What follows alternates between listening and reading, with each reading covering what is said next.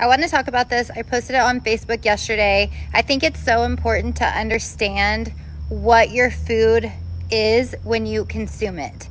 When you're trying to reach your protein goals of 0.7 to 1 gram per pound of body weight a day, it's very hard when you take things like nuts and nut butter to reach your protein goals, because yes, these items have protein in them, but they are very low in protein. They're very high in fats. They're very high in calories because they are high in fats. So when I say this statement that nuts and nut butter is not a protein source, yes, it has protein in it, and nuts and nut butter are not bad at all whatsoever.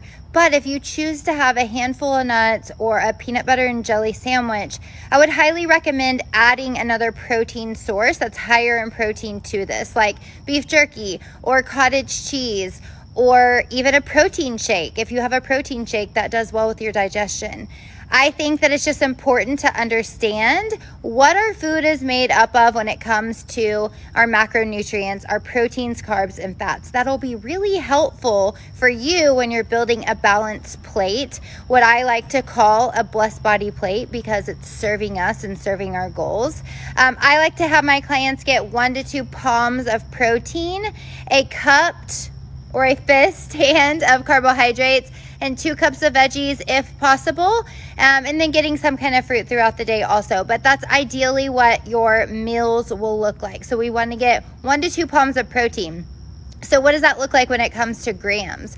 That's about 24 to 40 grams of protein, not in weight, but protein grams in each meal. If we're doing that and we have 3 meals, minimum 3 meals and 2 snacks maybe, that's going to be really easy to reach our protein goals versus having 1 meal with 20 grams of protein, 1 meal with like 5 or 6 grams of protein, another meal with 10 grams of protein. That'll be really hard for us to reach our protein goals and not feel overly stuffed, and also stay within our calorie goals. It's tough to stay within your calorie goals when you're eating things like this, or even plant-based proteins, because they're going to be higher in carbohydrates, just like this is higher in fats. So just keep that in mind when you're building your healthy plate. I hope this is helpful. If it is, please share this, comment below, and let me know your thoughts.